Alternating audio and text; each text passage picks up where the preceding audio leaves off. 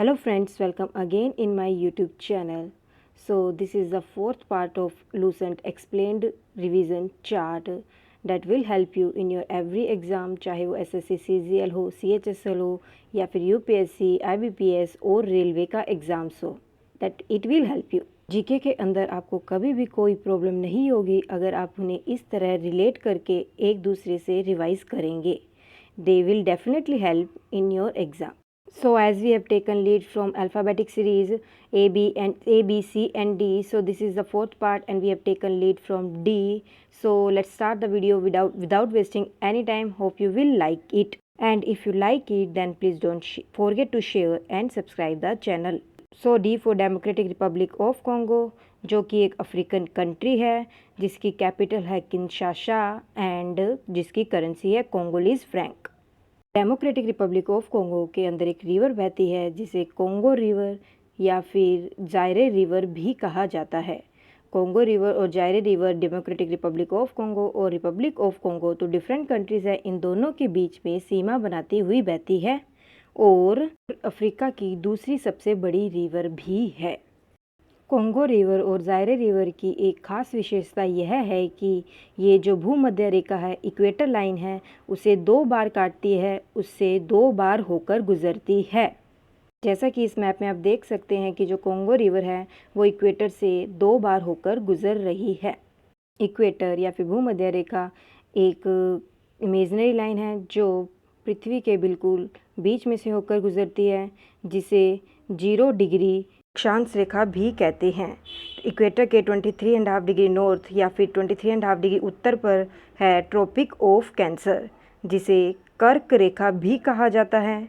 और similarly equator के 23.5 degree south या फिर दक्षिण के अंदर है ट्रॉपिक ऑफ कैप्रिकॉर्न, जिसे मकर रेखा भी कहा जाता है. और 2 अक्षांश के बीच की दूरी होती है लगभग 111 किलोमीटर. जो ट्रॉपिक ऑफ कैंसर है, कर्क रेखा है, उसे भी माही रिवर 2 बार काटती है. माही रिवर इससे 2 बार होकर गुजरती है. और जैसे कि मान लो अगर ये ट्रॉपिक ऑफ कैंसर है देन माही रिवर मध्य प्रदेश से उद्गम लेकर स्टार्ट होकर राजस्थान से गुजरात में बहती हुई इस तरह इसे 2 बार ट्रॉपिक ऑफ कैंसर को काटती है. माही रिवर मध्य प्रदेश से बहती हुई राजस्थान गुजरात में जाते हुए अपना जल अरब सागर में गिराती है. इसके अलावा और रिवर्स जो अपना जल अरब सागर में गिराती है वो है ताप्ती रिवर और नर्मदा रिवर. इसके अलावा और भी रिवर्स है, सो एग्जाम्स में क्वेश्चन आ सकता है. और हमें रिवर के इनफ्लोज के बारे में भी मालूम होना चाहिए कि कौन सी रिवर किस ओर बह रही है, वो वेस्ट फ्लोइंग है या फिर ईस्ट फ्लोइंग है, ये भी हमें पता होना चाहिए. इसके अलावा जो ट्रॉपिक ऑफ कैंसर है वो टोटल 17 कंट्री से होकर गुजरती है और जो इक्वेटर लाइन है वो 13 कंट्री से होकर गुजरती है. और सिमिलरली जो ट्रॉपिक ऑफ कैप्रिकॉर्न है वो 10 कंट्री से होकर गुजरती है. सो ये भी 3 डिफरेंट क्वेश्चंस बनते हैं एग्ज़ाम्स के अंदर आने वाले. एग्ज़ाम्स में पूछा जा सकता है कि जो इक्वेटर लाइन है वो कितनी कंट्री से होकर गुजरती है, या फिर जो ट्रॉपिक ऑफ कैंसर है वो कितनी कंट्री से होकर गुजरती है, या फिर ट्रॉपिक ऑफ कैप्रिकॉर्न कितनी कंट्री से होकर गुजरती है. So these questions can be asked in exam. So इसके अलावा जो ट्रॉपिक ऑफ कैंसर है, कर्क रेखा है जो कि भारत के बिल्कुल लगभग बीच में से होकर गुजरती है इंडिया के, वो इंडिया के 8 स्टेट्स को क्रॉस करती है. 8 स्टेट्स से होकर गुजरती है जो कि है गुजरात, राजस्थान, मध्य प्रदेश, छत्तीसगढ़, झारखंड, वेस्ट बंगाल, त्रिपुरा एंड मिज़ोरम. ये 8 राज्य है जिससे ट्रॉपिक ऑफ कैंसर होकर गुजरती है. ये क्वेश्चंस भी एग्ज़ाम्स में पूछा जाता है. और जो ट्रॉपिक ऑफ कैंसर हैं उनके जो निकटतम बिल्कुल पास में जो शहर पड़ जाते हैं जैसे कि गांधीनगर, भोपाल, रांची, आइजोल हो, ये भी एग्ज़ाम्स में कभी कभी पूछा जा सकता है. सो आपको इन्हें याद रखना है. आप इस चार्ट को 1-2 बार देखेंगे then they will set in your mind. आप इस डायग्राम को एग्ज़ाम में इमेजिन करेंगे तभी आपको ये याद आ जाएगी, आपको ज़्यादा मुश्किल नहीं होगी. ओके. सो और इसके अलावा जो इक्वेटर, ट्रॉपिक ऑफ कैंसर और ट्रॉपिक ऑफ कैप्रिकॉर्न है, ये तीनों लाइनें एक साथ एक कॉन्टिनेंट से होकर गुजरती है. सिर्फ एकमात्र कॉन्टिनेंट है जिससे ये तीनों जो लाइन्स है, तीनों अक्षांश रेखाएं हैं गुजरती है, वो कॉन्टिनेंट है अफ्रीका. अफ्रीका एकमात्र ऐसा कॉन्टिनेंट है जिसमें से ये तीनों होकर गुजरती है. सो ये भी एग्ज़ाम्स में पूछा जा सकता है. सो ये एग्ज़ाम्स के क्वेश्चंस है सभी. So they will help you to revise आपके अभी एग्ज़ाम्स जो आने वाले हैं उनके अंदर। So hope you like it. अगर आपको ये वीडियो अच्छी लग रही हो then and is helpful for you तो please like and share the video. So इसके अलावा जैसे कि हमने पढ़ा कि इक्वेटर है 13 कंट्री से होकर गुजरती है। सो 13 फरवरी को सेलिब्रेट किया जाता है वर्ल्ड रेडियो डे। हमने कहीं से भी लीड लेनी है, हमें कोई मतलब नहीं है, 1 से भी ले सकते, 3 से भी ले सकते, कंट्री से भी ले सकते हैं। आपको सिर्फ याद रखना है, आपको कितना याद है, आपको बस ये समझने की कोशिश करनी है, आपको ये जानने की ज़रूरत है और कितना याद है और कितना आप एक दूसरे से रिलेट कर सकते हैं। सो 13 कंट्रीज़ 13 फरवरी, ओके। सो 13 फरवरी को सेलिब्रेट किया जाता है वर्ल्ड रेडियो डे, विश्व रेडियो दिवस 13 फरवरी को सेलिब्रेट किया जाता है, जिसका स्टार्ट हुआ था 1895 के अंदर, 1895 के अंदर रेडियो की शुरुआत हुई थी।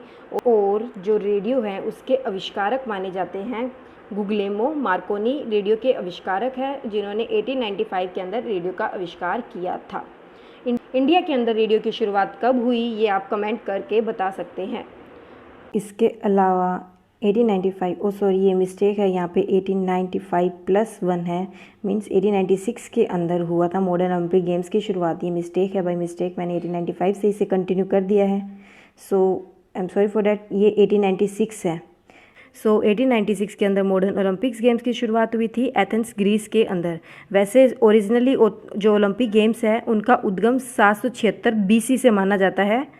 सो इसीलिए 1896 के अंदर जो ओलंपिक गेम्स हुए थे उन्हें मॉडर्न ओलंपिक्स गेम्स कहा गया था। और जो मॉडर्न ओलंपिक्स गेम्स हैं उनके जो फादर थे वो थे पायरी दी कुबर्टिन, वो उनके फादर माने जाते हैं। और जो इंटरनेशनल ओलंपिक काउंसिल है उसके फॉर्मेशन हुआ था 1894 के अंदर। इसके अलावा 2021 के अंदर इस साल ओलंपिक गेम्स होने वाले हैं। एक्चुअली 2020 के अंदर होने थे बट कोविड के कारण नहीं हो पाए, इसलिए अब 2021 के अंदर होने वाले हैं ओलंपिक्स गेम्स टोक्यो के अंदर, जापान के अंदर।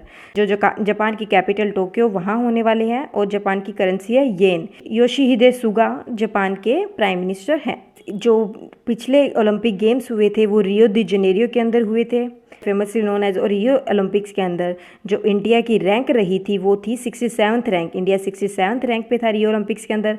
इंडिया ने रियो ओलंपिक्स में 2 मेडल जीते थे, एक ब्रॉन्ज और एक सिल्वर मेडल जीता था PV सिंधु ने बैडमिंटन के अंदर, और जो साक्षी मलिक थी उन्होंने जीता था, जो कि एक रेसलर है।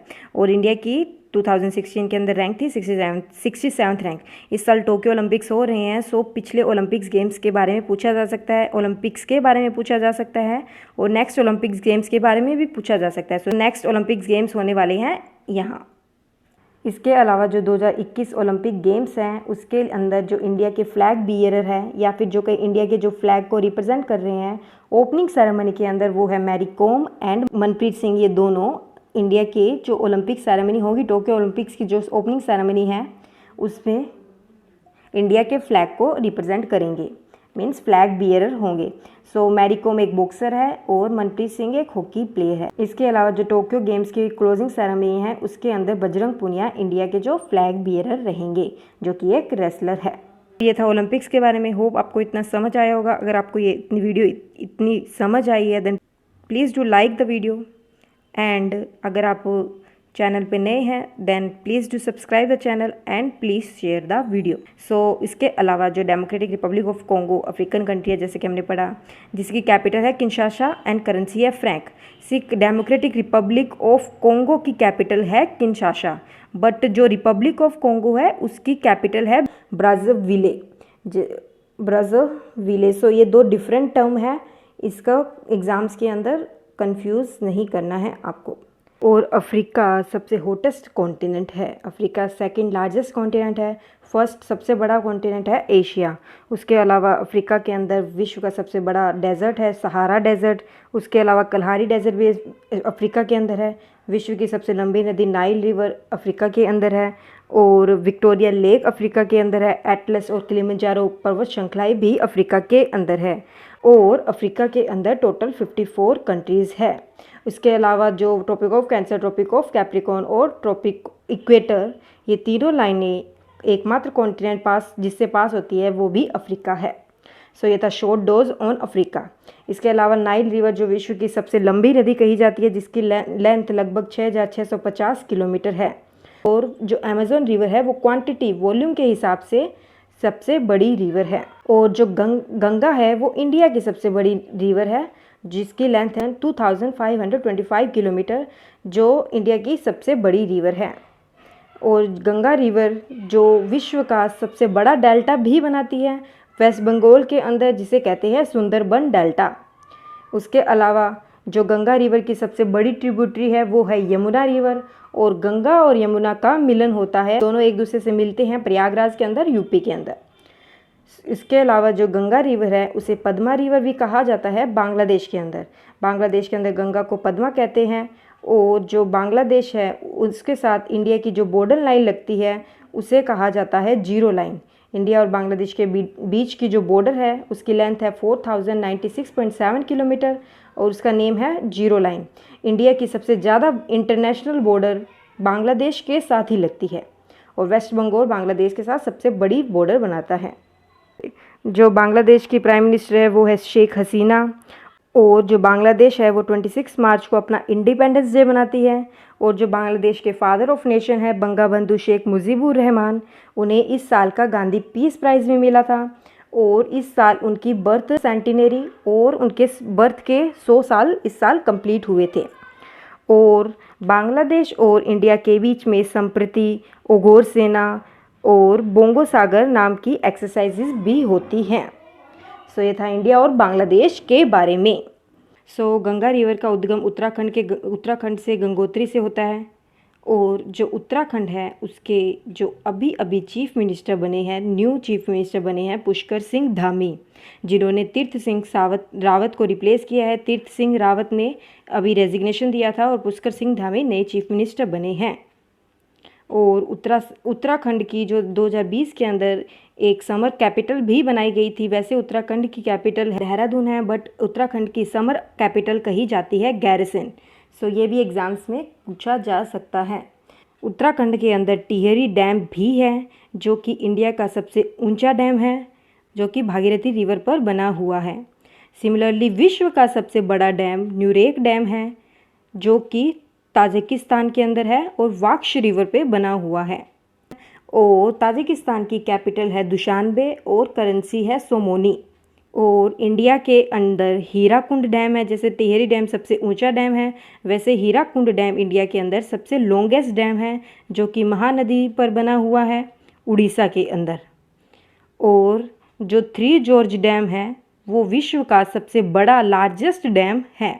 हीराकुंड डैम विश्व का सबसे लंबा डैम है और इंडिया का भी। न्यूरेक डैम विश्व का सबसे ऊंचा डैम है, और थ्री जॉर्ज डैम जो कि चाइना के अंदर है वो विश्व का सबसे बड़ा डैम है। सो ये 3 क्वेश्चंस डिफरेंट क्वेश्चन बनते हैं यहाँ से।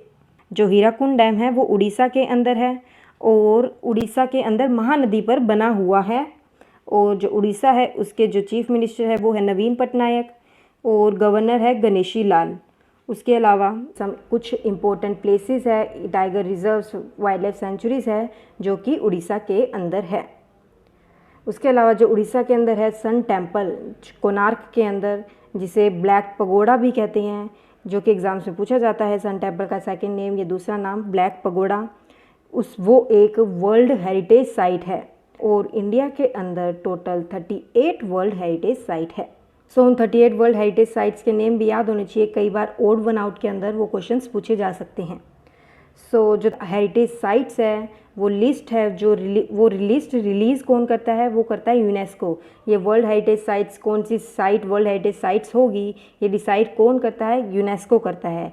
यूनेस्को की फुल फॉर्म है United Nations Educational Scientific and Cultural Organization. Full form भी एग्जाम से पूछी जा सकती है। इसका हेडक्वार्टर पेरिस के अंदर है, और यूनेस्को का फॉर्मेशन हुआ था 1945 के अंदर।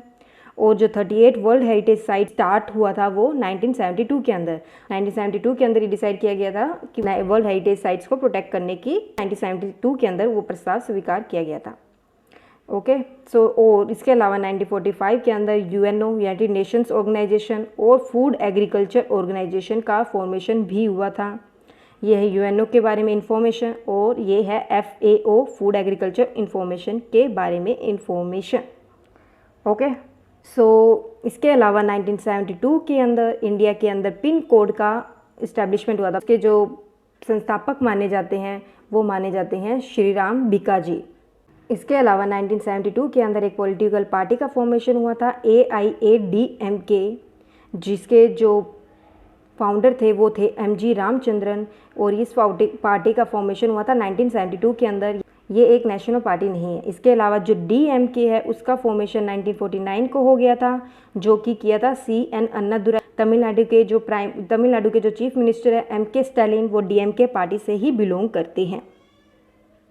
और इसके अलावा 1972 के अंदर एक स्टॉकहोल्म के अंदर कन्वेंशन हुई थी, जिसे कहा जाता है United nation conference on environment थी। वातावरण के लिए, उसकी प्रोटेक्शन के लिए कॉन्फ्रेंस हुई थी स्टॉकहोल्म के अंदर 1972 के अंदर।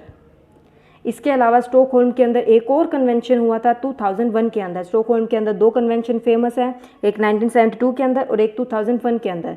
और जो 2001 के अंदर जो कन्वेंशन हुआ था वो हुआ था POPs पे। POP मीन्स होता है यहाँ पे परसिस्टेंट ऑर्गेनिक पोल्यूटेंट्स। ये कुछ पोल्यूटेंट्स होते हैं जो इन्वायरमेंट को डैमेज करते हैं, इन्वायरमेंट के लिए हानिकारक है।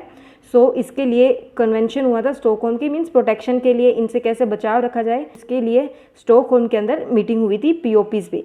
और 2001 के अंदर फॉर्मेशन हुआ था SCO का।